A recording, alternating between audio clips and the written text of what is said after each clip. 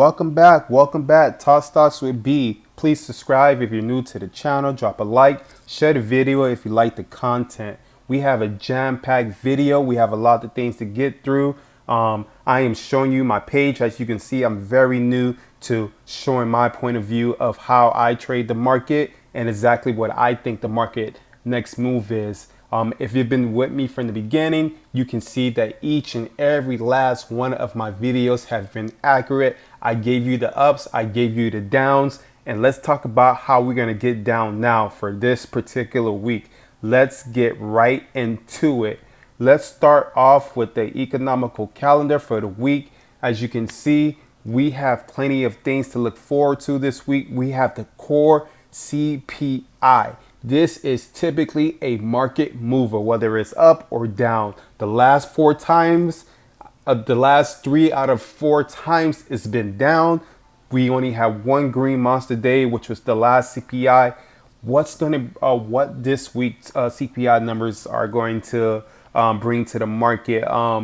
Everybody expecting it to be a lower print. So hopefully, if that's the case, we could see the market move higher. Maybe it doesn't move at all, meaning it's stalled. Does that mean, we can't really predict exactly what's going to happen. But what we do know, I'll get into it later in the video, but we do know that tech is bullish for this week, and I will show you why. And that's including Apple, so stick around. We get into Wednesday, we have retail sales, and then we have the Michigan on Friday. Let me see Thursday. We did Thursday, Wednesday. Oh yeah, PPI is on Wednesday too. So typically that tends to be like another follow through to the CPI. So exactly what we got from the CPI. So we could see another move, but we can also see a reversal. So we could have a green day on the CPI and then reverse and make a lower low on Wednesday, or it could be vice versa, where we have a huge red day for CPI and then we have a monster green day for the PPI, meaning like a reversal. People had time to think about exactly what happened and decide, you know what, let's buy or let's sell. So that's exactly what we can see happen. So we have a jam-packed video. So let's get into it. Let's get into EPS for this week. We have Oracle, but I also see Adobe right here. Nothing like, you know how it is. You pick and choose which one you want to play. Honestly, I'm not really interested in any of these, but the way the market is set up, I'm very interested in charting Adobe. So I will be taking a look at Adobe chart. You know what? I'll take a look at it. Let's do Adobe chart right now. Let's get into it. Let's see what Adobe is looking at. This is our watch list for this week, and this is exactly what I'll be talking about this week. We're going to go over these stocks. I tend to go over these stocks to give you guys my perspective, and we can go from there. Let's take a look at Adobe. And as we can see, I have not charted this thing in a long time. So let's see, let's chart it together right now, guys. How about that? And it is looking pretty sweet. Let's check it out. I'm going to start off with the weekly and then we'll work ourselves down. But from the weekly, we'll go right here, draw this little trend right here.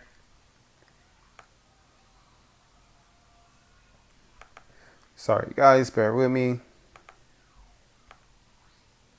But yeah, let's see exactly what we got going on. So we can draw a trend right over here. Sometimes charting can be tricky. All right, there we go.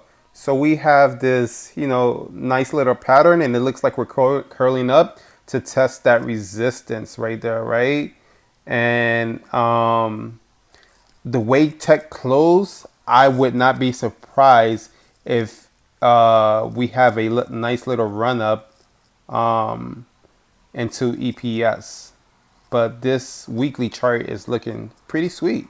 And I can see us testing the top of this even before EPS. So that's like a 30-point move. Can Adobe do it? The market is pointing to stating that, it's going to have a bullish week again. Let's take a look at the daily on this. And oh, I was like, why is my daily looking like that? Okay, so all right, here we go. So let's look at the daily, and we can see, yeah, we're curling up right here, and it looks like it wants to retest this level. So we tested this support right here, and then now we're curling up, which is pretty cool. All right, so let's see what is popping this week. All right, so if we take a look at Adobe right here, this is the 30 minutes. I like to use the 30 and 15 minutes to do for short-term trades. And I can see the pattern right now. It looks like Adobe, let's say it could possibly break out, or we can stall, but finish the week pretty green. So that's bullish for EPS. But as you can see, we are at the top of this channel. So I would expect the pullback for Adobe to begin. See, but that's how you do it. You start from the weekly. The weekly gives you a nice indication. You go into the daily, maybe the 4 hour, 2 hour, and so on. You just keep going lower to see exactly what's going to happen short term. So as you can see, we are pretty much near resistance. So is either we're going to break out or we're going to test these lows again. So yeah, that's what I see with Adobe. But yeah, like I said, we have a jam-packed video. If you watched one of my previous videos, I talked about QQQ being a pretty big indicator on exactly what might happen to tech this week. And I believe that QQQ gave us a good indication exactly what to expect this week. So let's get into it. I'm sorry, guys. I am having trouble with this video today. Not video, but Weeble. So if we can take a look at it, this is QQQ and this is QQQ at the weekly, right? So we have these resistance, boom, boom, 2 touches over here, another touch, and then a hard rejection over here. And then we had those three weeks of just bearishness, and then we broke below, but then we got hit with a nasty fake out. So people, they baited, the bears over here when we broke this trend, and then now we're going back up. And man, oh man, we closed right above that golden line, and that's pretty bullish for the week. But what can happen, and what do I expect? Personally, for me, overall, when you look at exactly what's going on with the economy, I am super bearish on the market. But at the same time, you have to leave you have to leave your emotions aside and just look at the TAs. And right now, the TA is telling us that we're definitely going higher this week. We are definitely going to make a new high. Whether we keep that high, that's a different story. So, you look at the chart, you'd be like, okay, we broke back above and we're in the golden zone, right? Where you made it back. So let's throw some MAs in here. And we have the 100 day MA right here. The 8 MA right here that we are going to go against on the weekly. And that is 312. That being said, I can't see QQQ reaching 312. I stated that, when we take a look at SPY, I was very, very shocked at what happened with SPY. But if you've been following my videos, I've been pretty bullish on SPY with a price target of 403. But I did say there were a couple of levels to watch, and those levels were 403, 401, 407, which is right where we closed pretty much, right there. And the next level was 420, which is pretty much, let me take these MAs off so I don't confuse you. The moving averages off so I don't confuse you guys. But going right back against this resistance right here, which is around, 420. And, we've been making, higher lows. We have one higher low right here, one higher low right here. And look at what happens every single time we have a nice rally. This was a huge rally. And now we have another one right here. But this was the CPI consolidation zone over here, right? And then we had another one over here, but then we broke straight through it. So looking at SPY is letting me believe that they're telling two different stories. Yeah, that we can see that these levels right here, we have, this was a CPI over here. I mean, this was a Friday, and then this was the Monday, and then Tuesday, as you can see, it was just nasty, right? And then right over here, we had another CPI, and then we went up. And now we're back over here. I personally think this is going to be a rejection. I do think we are going to fall back and retest this level over here. But obviously QQQ is telling us something else. So I say play both ways, buy some spreads. That's your safe bet for the weeks, to buy spreads. And I believe we will see a significant move, whether it's up or down. So it's best to play both sides, particularly for this week. I'm leaning towards more the downside, but like I said, we have some bullish stocks set up, including QQQ. But SPY is telling us something different. We are at some we are at some pretty nasty resistance. So I would like to see what SPY does, especially on Monday to start the week. It should be very interesting. Let's get into our next stock. Let's take a look at let's do Apple, right? Apple has another, it was a pretty much a negative week for Apple. We had the Apple event, but we didn't really have any significant, moves from Apple. What we did have was we made some lower lows, but we recovered, right? So this was Tuesday, Wednesday, Thursday, and Friday. And look what happened. Apple was just making lower lows we went down on Tuesday, and then we recovered some of that on Wednesday for the Apple event, and then we made a lower low on Thursday. But look what happened on Friday, right? Let's take a look at the weekly. And what we can see with the weekly is that we are heading straight to this level right here, which is about 161, which is a huge resistance for Apple. And I would take a look at that right there. But what I would say with Apple is that the week was so bad for the stock, and it, made a nice reversal on Friday, and we ended up with a hammer candle. Now, for those who are not familiar with hammer candles, we are going to, give you a little DTT on a hammer candle.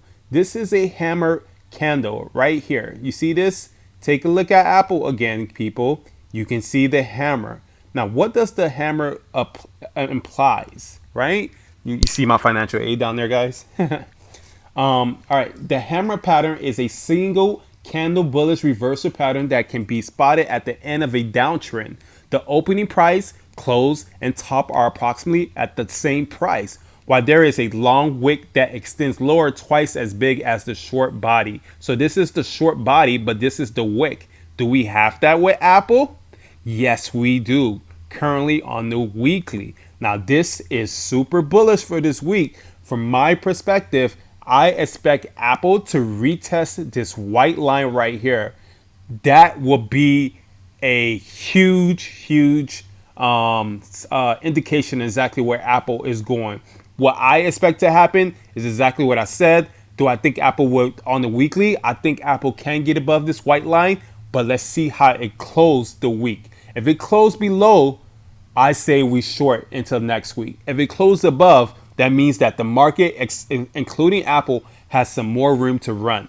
So please take a look at Apple. Take a look at this setup. This week is crucial. I would stay sidelines until we get around this level right about here. And if I was you, I would prefer you wait till Friday to figure out exactly how Apple will move. So what other stocks should we take a look at? We have so many stocks to talk about, guys, that I do not think that we're going to go over all of these. I'm just going to pick and choose some because I don't want this to be a super long video. We did Adobe. We talked about SPY. We talked about Apple. We do have some plays in Walmart. Please go watch one of our previous videos. I'll do another video on Walmart maybe on Monday. But let's take a look at NEO. We saw some nice action on NEO. And guys, I mean, like I said, if you're new to the channel, please subscribe because we talked about this fake out from NEO. We talked about how we wanted to see NEO break this line, consolidate over here and reverse, which was a bullish indication. Remember, guys, I'm telling you, the market has some bullish setups for this week. And NEO is another one, and we can definitely see NEO testing this level over here, which is 20. Now, could we get a breakout above? That is definitely possible. As you can see, we are in this pattern right here. We broke below, remember this? And then we got right back above, similar to what we saw with QQQ. And which is this is some bullish action. But let's see if we can hold. Let's just see if we can hold. So this week is extremely important for NEO, for QQQ, for tech in general. Apple has some nice setups. NEO, what a monster reversal. And that is pretty impressive. And so shout out to NEO. But if you've been watching our videos, you all know that we need to get above this level right here before we want to, say stunks only go up and, throw some cash at it, right? But you can play to the upside for right now because it is looking bullish. But it's best to go, put on more risk if it can get above our price target. Let's take a look at Tesla. Tesla, I think, had a 45-point move. And honestly, guys, I was not in this move. But we talked about this play all week. And look at where we're at now with Tesla. As you can see, we have these levels over here that I've drawn. And I was like, yo, this is a steep climb for Tesla. And it's just been climbing. So what's next? It looks like what's next is 314. And that's this week. I believe Tesla will hit 314 this week. What happens at 314? Who knows? But that is a setup for, maybe even 320, right? That is a setup for Tesla to test. We have two nice resistance over here. And let's take a look at the MAs on this. I'm just curious for myself. We closed above the 50, which is bullish. So let me take a look at the daily now. So I believe Tesla is heading for 314. That's the price target for this week, guys. If there's a nice dip on Tesla to begin the week, I say, hop in there and play for 314, 315. We talked about a lot of stocks, guys. NVIDIA, again, here's another one with a nice setup. It closed above the 8 MA and it's filling this gap right here, which goes all the way up to around 150. That's about 8 more points or 6 more points from here. So not a lot of wiggle room, but what I would say with NVIDIA, I'll just give you guys this. I do not think we will get above 153. So that's the level to watch for. Anything around 152, 153, 154, I would take an opportunity to get into some shorts because just look at this. This is just pretty nasty. I do think there's more downside. We pretty much only 140, like we have more room to the downside from NVIDIA. But I do think the upside is coming. I will wait for this strong resistance over here, which is around 153. I don't know if it's going to come this week, so please give yourself time. Please just keep this on your watch list and wait for a perfect opportunity to get in.